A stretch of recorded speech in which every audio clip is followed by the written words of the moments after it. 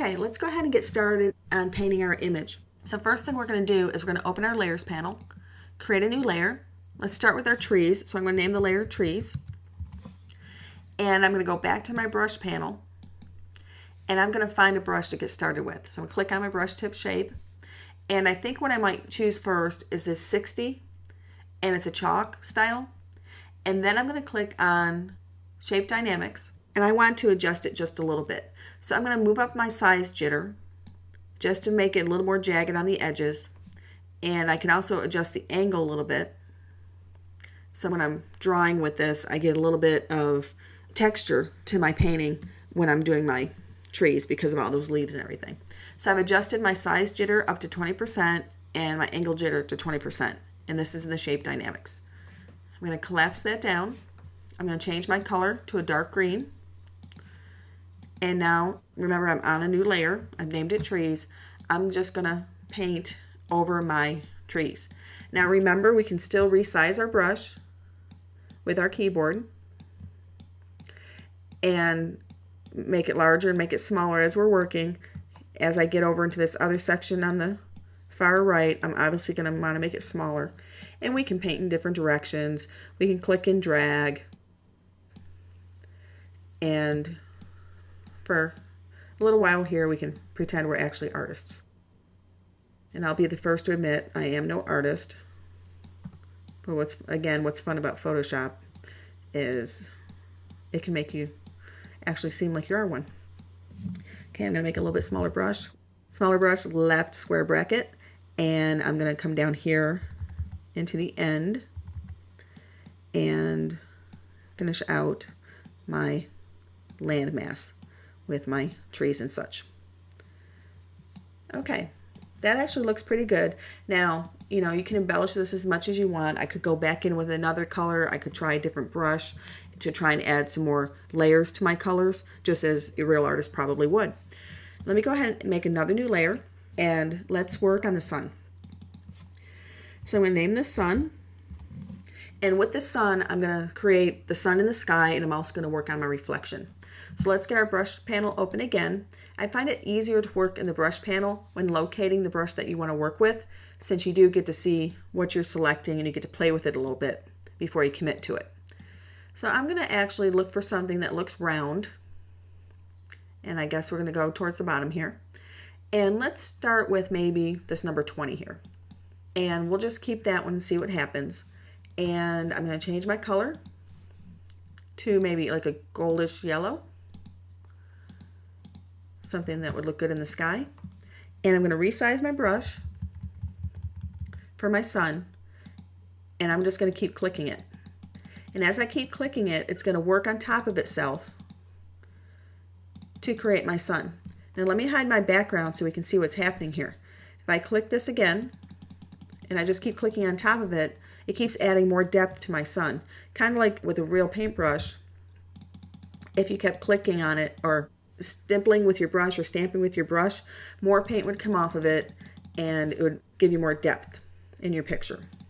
Okay, let me turn my background back on, and I'm just going to drag this down on my water to create my reflection as well. Let's go ahead and hide the background again to see how we're doing. That's actually looking pretty good. And now I'm going to make another layer, and let's work on our water. And remember, we may have to reorder our layers as we're working too. Now let's go back to our brush panel and let's see what kind of brush we can find that might give us the ability to make some of those waves. And remember, we can always go back in and we can make modifications. Oh, that number 75 there looks kind of interesting. Let's click on the 75. It's called Sample Tip. And let's go into our different dynamics here and see what kind of adjustments we can make. Here's the texture, and it's just using the textures that are available by default. And let me come down here and let's look under our gear icon to see if we have any other patterns that we can maybe call up. Let's go ahead and go into Artist Services and see what we get. I'm going to click append to go ahead and add onto my list. And I think I like this one down here. Wax crayon on charcoal paper. I'm going to see what this does.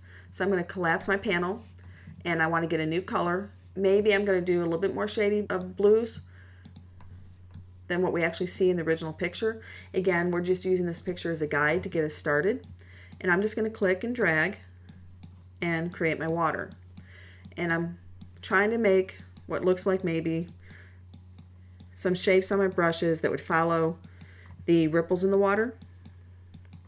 And obviously you can change things up, move things around.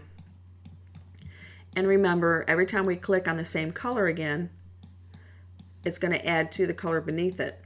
But we can start with this one, and then perhaps I want to go back in, and I can go over my sun, because I can reorder my layers later. But I can go back in with another color. I can even change my brush and get another style of brush. So let's go back in, let's get another color. Maybe I want to go a little deeper on that blue, and I can continue to add. And remember, I can vary my brush sizes, which will also add to your dynamics of your image, make it a little bit more interesting instead of them all being the same size. And here I'm just clicking and dragging, and I just went up into my landscape. But again, I can reorder this so that it goes behind my trees. Let me go back up and get a light color again. Change my brush. And I think I actually like that. And I'm going to bring my water layer down below my trees. And let me hide my background so I can see how we're doing. And I can now see my reflection of my sun, and now we need to work on our sky. So I'm going to go ahead, I'm on the water layer here that I've reordered on my stacking order. Remember, our stacking order in our layers panel, whatever's on top is in front, whatever's on the bottom is in the back. And I'm going to go ahead and add a new layer above the water layer. I'm going to name that sky.